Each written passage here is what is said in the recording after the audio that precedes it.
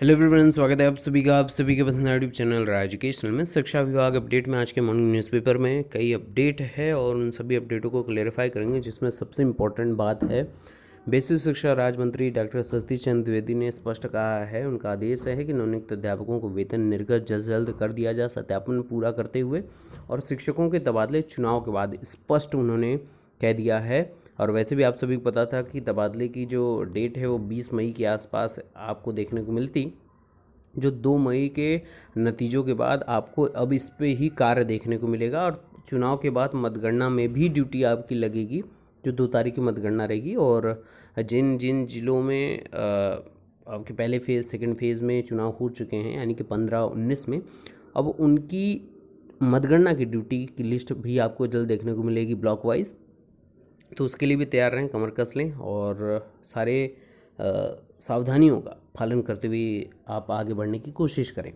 दूसरी इम्पोर्टेंट बात कि 69,000 भर्ती में रिमेनिंग पदों के लिए उनकी सुध लेने वाला चाहिए, ताकि वो भी जो परेशानियों से गुजर रहे हैं दिन, उसका निवारण हो सके।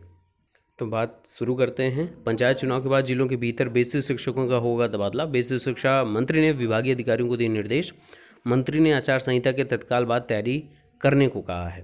मंत्री ने अधिकारियों को नवनियुक्त और स्थानांतरित शिक्षकों का वेतन भुगतान जल्द कराने के निर्देश दिए। उन्होंने कहा कि शिक्षकों को कई जिलों में लास्ट पे सर्टिफिकेट LPC न मिलने से स्थानांतरित जिलों में उन्हें वेतन नहीं मिल पा रहा है। उन्होंने अफसरों को इस समस्या का तुरंत समाधान करने का निर्देश दिया। कहा सभी BSA को निर्देशित किया जाए कि वे तत्काल LPC भेजें। उन्होंने अंतर्राष्ट्रीय शिक्षक भर्ती नियुक्त शिक्षकों के प्रमाण पत्रों के सत्यापन में तेजी लाने और सत्यापन का कार्य शीघ्र पूरा करने का कर उनका वेतन जारी करने का निर्देश दिया है। अब दूसरी इम्पोर्टेंट बात, बेसिक शिक्षकों का तबादले पर बातचीत क्या कहा है। लंबे समय से जिलों के भीतर तबादले का इंतजार कर रहे बेसिक शिक्षकों के लिए अच्छी खबर है। बेसिक शिक्षा राज्य मंत्री स्वतंत्र प्रभार डॉक्टर सतीश चंद्र द्विवेदी ने पंचायत चुनाव के बाद स्थानांतरण व समायोजन के निर्देश दे दिए हैं। मंत्री ने शुक्रवार को वीडियो कॉन्फ्रेंसिंग के जरिए बेसिक शिक्षा विभाग के अधिकारियों के साथ बैठक की। उन्होंने अफसरों को निर्देश दिए हैं कि जिलों के अंदर शिक्षकों के समायोजन या स्थानांतरण की कार्रवाई की तैयारी करें। पंचायत चुनाव की आचार संहिता की तुरंत बाद इसे पूरा किया जाए।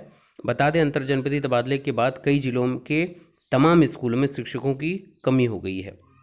दूसरी ओर 69 शिक्षकों के विद्यालय आवंटन की कार्रवाई के दौरान विद्यालय प्राथमिकता निर्धारण में विसंगति से तमाम शिक्षकों को दूर दराज के क्षेत्रों में तैनाती मिल गई है। इससे तमाम स्थानीय शिक्षकों को 50-60 किलोमीटर दूर तैनाती मिली है, और जिससे उन्हें प्रतिदिन समय से विद्यालय पहुंचने में मुश्किल आ रही है। कई जनप्रतिनिधि शिक्षकों की न्याय पंचायत या ब्लॉक के भीतर तबादले की वकालत करते रहे हैं। सरकार को अब तबादला नीति तैयार करनी है। बैठक में अपर मुख्य सचिव बेसिक शिक्षा रेणुका कुमार, सचिव रणवीर प्रसाद, महानिदेशक स्कूली शिक्षा विजय किरण आनंद, निदेशक डॉक्टर सर्वेंद्र विक्रम सिंह व सचिव बेसिक शिक्षा प्रताप सिंह बघेल शामिल हुए थे। तो ये कहीं ना कहीं बहुत इंपॉर्टेंट बात है कि आपकी वेतन निर्गत संबंधित बात तो है। नवनियुक्त शिक्षकों विगत 6 माह से 31,000 और 4 माह से ज़्यादा 36,000 के नवनियुक्त शिक्षकों के लिए वेतन संबंधी ये प्रभाव जो है, कार्रवाई आगे तत्काल प्रभाव से आगे बढ़ानी चाहिए, क्योंकि इनकी खुद वेबसाइट है, यूपी बोर्ड की वेबसाइट है, PNP की जो रिजल्ट हैं, BTC के हैं, TT के प्रमाण पत्र हैं, सत्यापन करिए ना। काउंसलिंग आपने आयोजित की थी किस लिए? लोगों को ऑथेंटिकेट करने के लिए, वैलिडेट करने के लिए ही ना, कि वो वैलिड है अभ्यर्थी है। तो फिर यहाँ पर सत्यापन वाली बात आनी नहीं चाहिए। और इतनी जल्दी अगर आपको लगता है कि कोई गलत होगा इसमें, तो सशर्त आप वेतन निर्गत करिए। कि किसी की भी त्रुटि पाई जाएगी तो उससे वेतन वसूली होगी और उस पर दंडात्मक कार्रवाई की जाएगी, है ना। आप ये एक निर्देश जारी करके वेतन सबका लगा दीजिए, ताकि जो परेशान हो रहे हैं, दूर दराज के जिलों से शिक्षक आए हुए हैं, उनको जो तकलीफ में वो रह रहे हैं, कैसे कैसे अरेंजमेंट कर रहे हैं, रोज़ प्रतिदिन आवागमन की सुविधा किस प्रकार से उनकी हो रही है, जहाँ रह रहे हैं खाने का खर्च, रहने का खर्च किस प्रकार से वो मैनेज कर रहे हैं, तो उनको थोड़ी सी सुविधा आप दे पाएँ। दूसरी ओर अपडेट यही है कि अभी तक आपने चुनाव ड्यूटी कर ली होगी, तो मतगणना की तैयारी शुरू है और करीब 6,000 कर्मचारियों की लगाई जाएगी ड्यूटी। ये आपकी प्रयागराज की खबर है। त्रिस्तरीय पंचायत चुनाव में मतगणना की तैयारी शुरू कर दी गई। इसमें करीब 6,000 कर्मचारियों की ड्यूटी लगाई जाएगी। और हालांकि कोविड संक्रमण के खतरे को देखते हुए 18,000 कर्मचारियों को प्रशिक्षण किया जाएगा। प्रशिक्षण 26 से 29 अप्रैल के बीच में दिया जाएगा।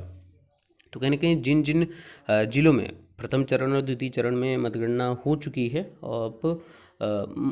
अब आपको वो मतगणना की जो 2 तारीख की चुनावी ड्यूटी है उसके पहले, माफ़ करिएगा, मतगणना की ड्यूटी जो है उसके पहले आपको ट्रेनिंग दी जाएगी और उसके बाद आपको वहाँ पर प्रशिक्षण प्राप्त करने के बाद आप ड्यूटी में इनरोल्ड होंगे।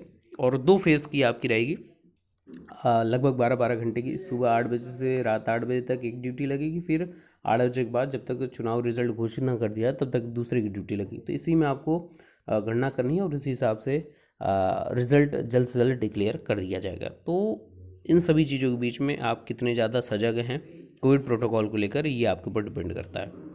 दूसरी इंपॉर्टेंट बात जिस पर मुझे बात कहनी है वो उन्नतरा शिक्षक भर्ती में तृतीय चरण की काउंसलिंग का वेट कर रहे हैं अभ्यर्थियों के लिए।